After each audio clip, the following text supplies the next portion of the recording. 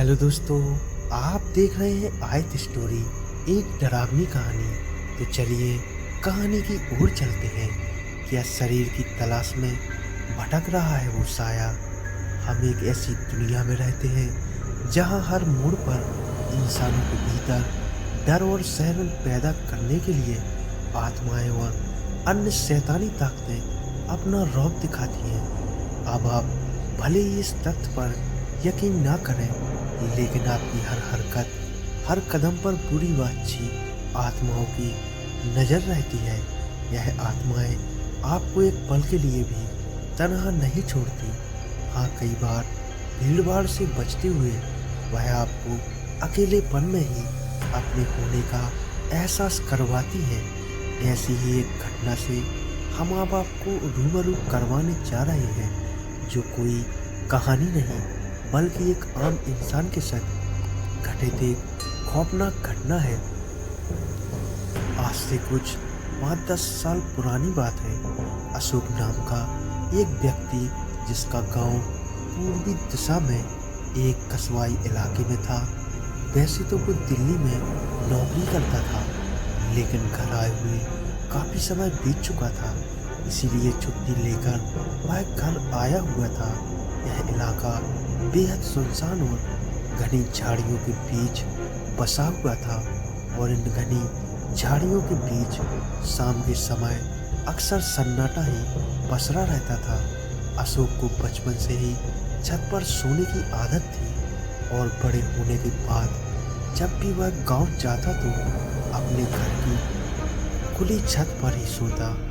लेकिन एक रात छत पर सोना ही उसके लिए महंगा साबित हुआ, क्योंकि यह वो रात थी जब उसका सामना एक ऐसी साए से हुआ जो नुकसान पहुंचाने के उद्देश्य से उसके पास तो आया, लेकिन अशोक की सूझबूझ की वजह से वह उसका बाल भी बांका नहीं कर सका। रात करीब 1 बज रहे थे। अचानक किसी आवाज ने अशोक की नींद खोल दी। वह अपनी चारपाई से उठकर छत की रेलिंग के पास जाकर आसपास देखने लगा। उसे अपने घर से थोड़ी ही दूर पर किसी साए को इधर उधर घूमते हुए देखा। छोटा सा कस्बाई इलाका था। उसे लगा शायद कोई अपने घर से बाहर आया होगा। वह वापस जाकर चारपाई पर लेट गया। उसे फिर कुछ आवाज़ सुनाई दी, लेकिन इस बार आवाज़ थोड़ी ज़्यादा पास से आ रही थी। वह फिर उठा और छत से नीचे देखने लगा। उसे अपने घर के पास ही एक साया दिखाई दिया, लेकिन खौफनाक बात यह थी कि सिर्फ वह साया, उसका शरीर नहीं। इतने में उसे सीढ़ियों पर किसी की बहुत ही तेजी के साथ चढ़ने की आवाज़ सुनाई दी। 1 मिनट से भी कम समय में वह साया उसकी नज़रों के सामने खड़ा था। उसकी शक्ल, हाथ पैर कुछ भी नहीं था। अगर कुछ था तो वह सिर्फ एक सफ़ेद साया था जो धीरे धीरे अशोक की तरफ बढ़ रहा था। कहते हैं, बुराई को काटने के लिए अच्छाई का ही सहारा लिया जाता है।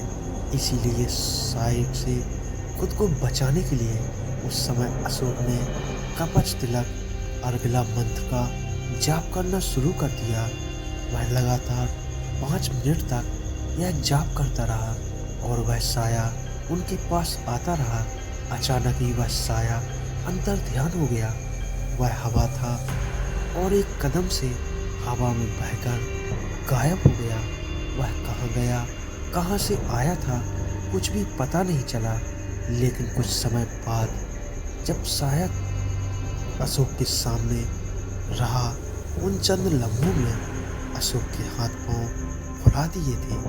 दोस्तों, यह छोटी सी सच्ची घटना आपको कैसी लगी, कमेंट में हमें ज़रूर बताएं, और वीडियो को लाइक और चैनल को सब्सक्राइब जरूर करें। धन्यवाद।